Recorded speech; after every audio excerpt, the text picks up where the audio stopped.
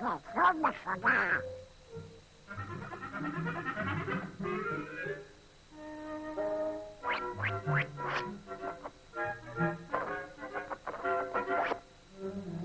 אבל שמעת בקלאסיקה,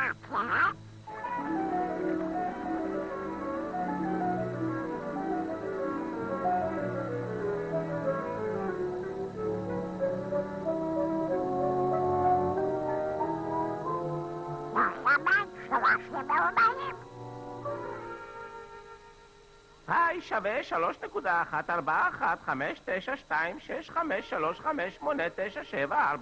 וכולי וכולי וכולי. מה?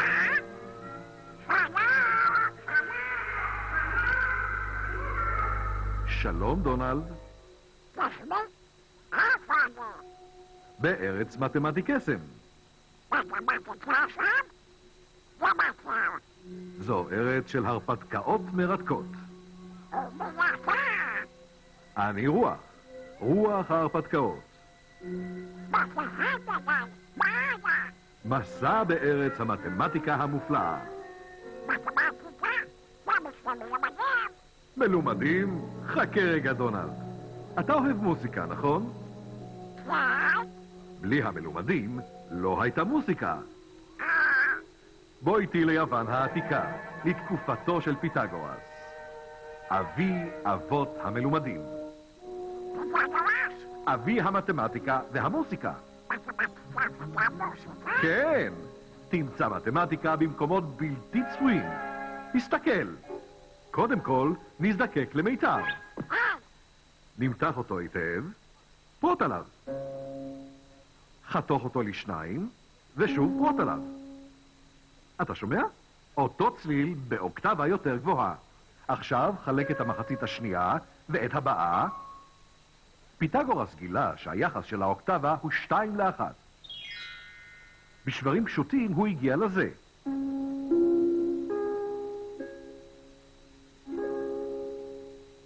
ומההרמוניה הזו במספרים התפתח הסולם המוסיקלי של היום.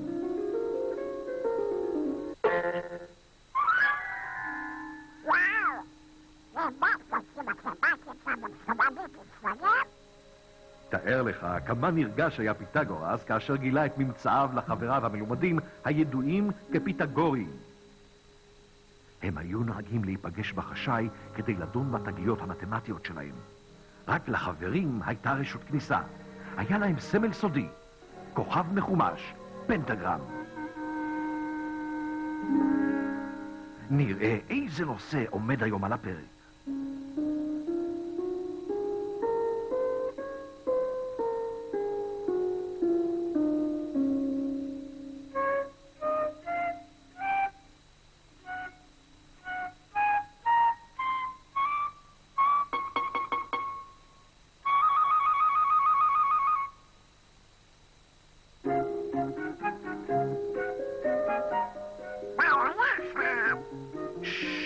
אלתורים מוזיקליים. אני רוצה משהו קצבי.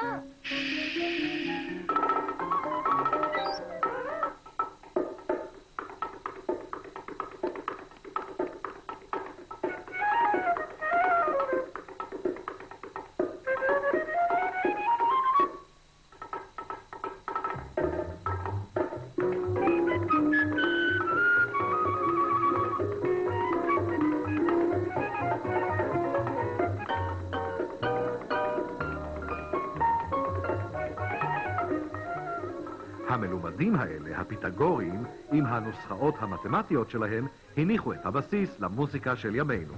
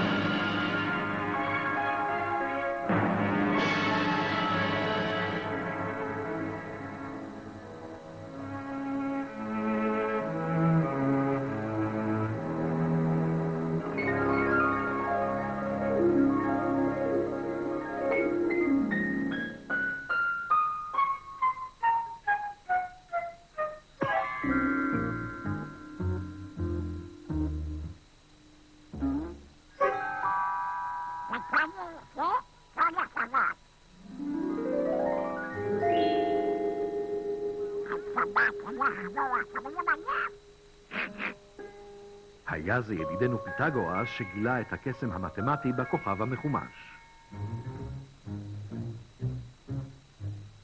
שני הקווים הקצרים יחד אורכם בדיוק כמו השלישי, והקו הזה מראה את הפרופורציה המופלאה של חיתוך הזהב המפורסם. הקו השני והשלישי יחד אורכם בדיוק כמו הרביעי, ושוב יש לנו חיתוך הזהב. אבל זו רק ההתחלה. בתוך הכוכב המחומש חבוי הסוד ליצירת מלבן הזהב שהיוונים העתיקים העריצו בגלל הפרופורציות היפות ותכונות הקסם שלו. הכוכב מכיל את מלבן הזהב כמה וכמה פעמים.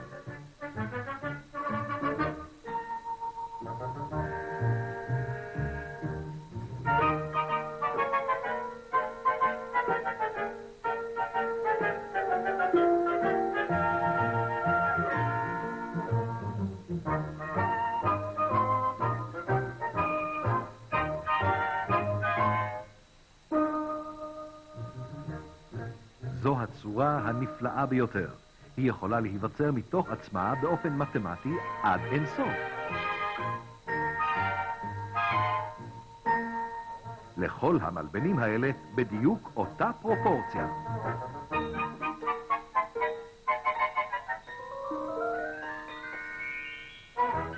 הצורה הזאת מכילה גם קו לולייני מופלא שחוזר על הפרופורציות של חיתוך הזהב עד אין סוף. בעיני היוונים ייצג מלבן הזהב חוק מתמטי של יופי מושלם. מוצאים זאת בארכיטקטורה הקלאסית שלהם.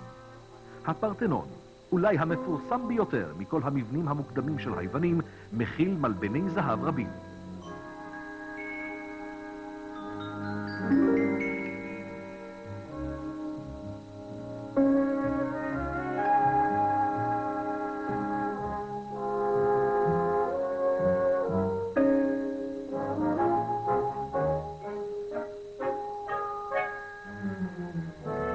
אותן פרופורציות נמצאות גם בפסלים שלהם.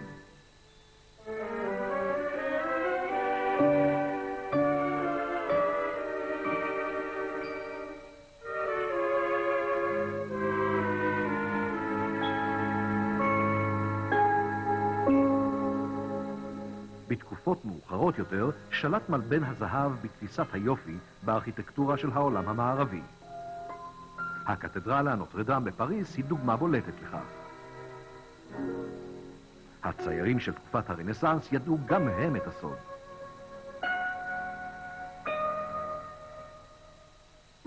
כיום מלבן הזהב הוא חלק בלתי נפרד מעולמנו המודרני.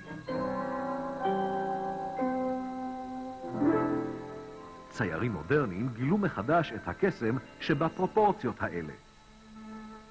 ובעצם הפרופורציות האידיאליות האלה נמצאות בחיים עצמם.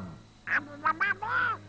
לא מתמטיקה, אני הולך לתמטיקה כאלה? דונלד. אני אנסה. לא. אני צודקתי. לא בדיוק. לצערי לא. לא כל אחד יכול להיות מושלם באופן מתמטי.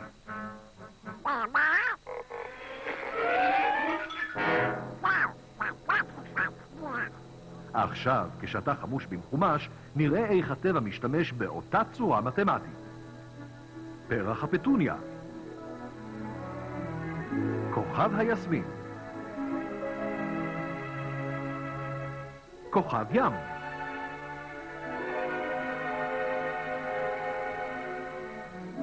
פרח השעווה,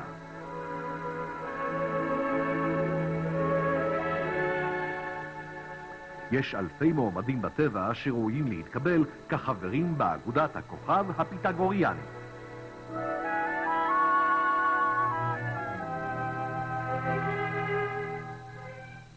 בכל יצירות הטבע יש היגיון מתמטי ואין סוף צורות שהוא יוצר.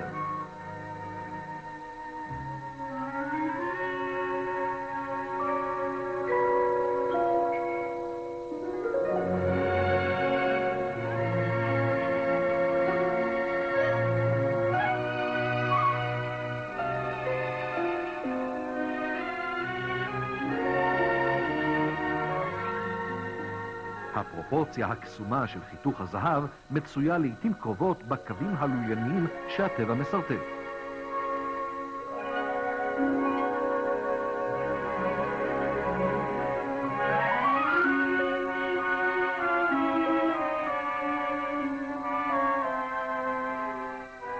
שפע הצורות המתמטיות מזכיר את דבריו של פיתגורס.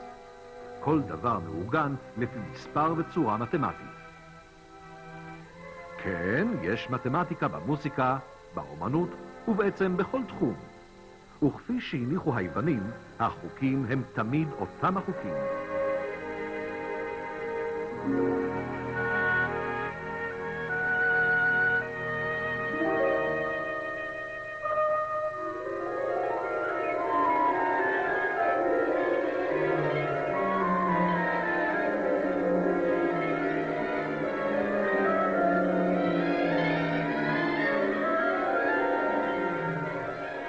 ובכן, דונלד, נהנית מהטיול הגיאומטרי שלך?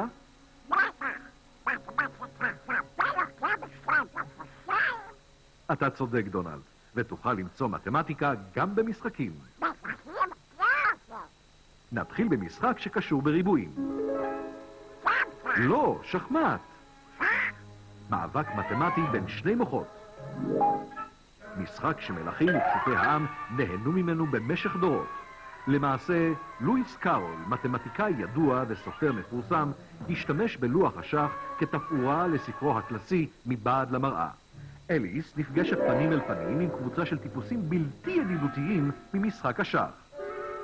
אלוהים, מה זה? לא יאמן. בוודאי חייל שהלך לאיבוד. הוא אומר שהוא דונלד דאק. שערורייה. ואולי זו אליס? לא, לא, לא. זה חייל אבוד. חייל אבוד? ייצרו את החייל!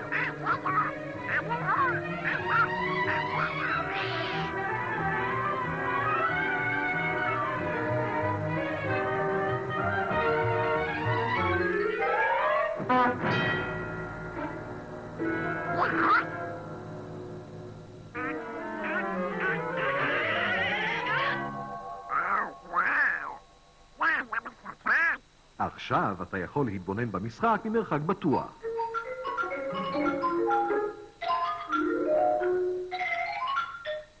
שח הוא משחק של תכנון מחושב, ומכיוון שהלוח הוא גיאומטרי, הצעדים הם מתמטיים.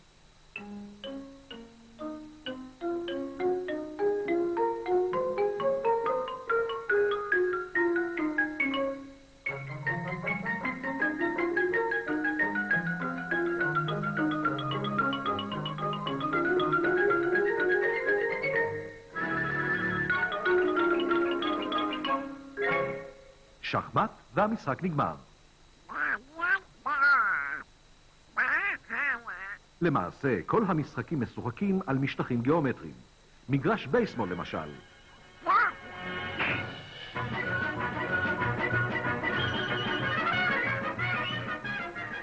בלי מתמטיקה אי אפשר לקבוע תוצאות. כדורגל משוחק על מגרש מלבני מחולק ברצועות. כדורסל הוא משחק של עיגולים, כדורים ומלבנים.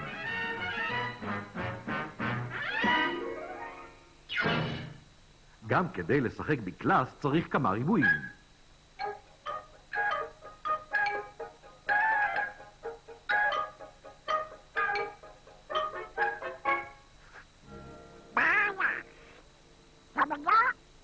לא. משחק מתמטי שמשוחק על משטח של 2 ריבועים מושלמים, עם 3 כדורים עגולים והרבה מאוינים. במילים אחרות, ביליארד. אתה מכיר את המשחק, כן, דונלד?